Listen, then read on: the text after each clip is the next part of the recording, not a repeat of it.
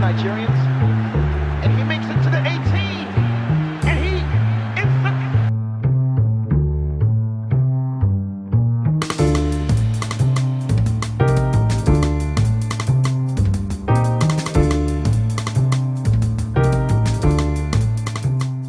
For decades, Nigeria's Super Eagles were more than just a football team. They were a symbol of pride, power, and possibility. A team that dazzled the world with their flair, confidence, and raw talent. But today, the story feels different. So what happened? How did one of Africa's most feared teams lose its edge? To understand the fall, we have to start with the peak. The 1990s and early 2000s were Nigeria's golden years. A generation of players who didn't just compete, they dominated. Olympic gold in 1996, consistent World Cup appearances, a team that played without fear, taking on giants and often winning.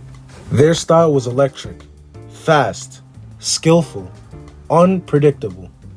They weren't just representing Nigeria, they were redefining African football on the global stage. So, what went wrong? But beneath the surface, problems were brewing. Administrative instability became a constant issue. Coaching changes happened too frequently, disrupting any sense of continuity or long-term vision. Decisions off the pitch started to affect performances on it. And instead of building on success, the system became reactive rather than strategic. A great example of this was in 2008's AFCON, where Nigeria had a poor run of form, mainly because of defensive instability. The players just couldn't adapt to the tactics, and there was a lack of urgency in attack. One thing Nigeria never lacked was talent. The pool of players in this country is immense. From local leagues to players abroad, the pipeline remains strong. But talent alone isn't enough. Without proper developmental structures, scouting systems, and tactical consistency, even the best players struggle to perform as a unit.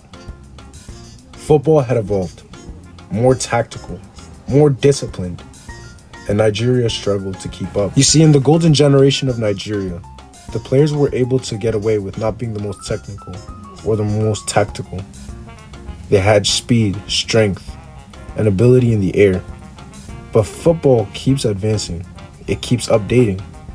Raw talent wasn't going to cut it anymore. Then came setbacks that really hurt. Failure to qualify for major tournaments. Early exits where expectation was high. Games that should have been won, just slipping away. And each disappointment, each loss, each late goal conceded chipped away at the team's confidence and the fans' belief in the Super Eagles. At the heart of the decline is a question of leadership. Who is responsible for guiding the Super Eagles forward?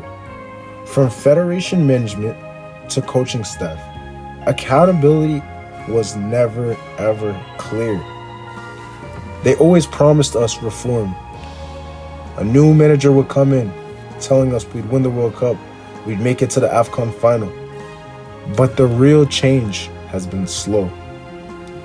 And in modern football, standing still is the same as falling behind. For the fans, the frustration runs deep. This is more than football, it's identity. Every loss feels personal. Every missed chance feels like a betrayal of what the team once stood for. Nigerian national team boycotting training because of agreement over money. And for the fact you people are under this kind of pressure, it's a shame. You people are a stain to Nigerian football. This current leadership is a stain to Nigerian football. Match go end on, I go sit down where and a day. Call player this, call player that. Say they are not showing unity of. You don't see the unity of purpose now. Despite everything, the support never disappears because hope in Nigerian football will never die. But is this really the end of the story? In recent years, glimpses of a new generation have emerged. Young players with hunger, skill, and something to prove. The potential is there. just like it always has been. The question is, can the system finally support them?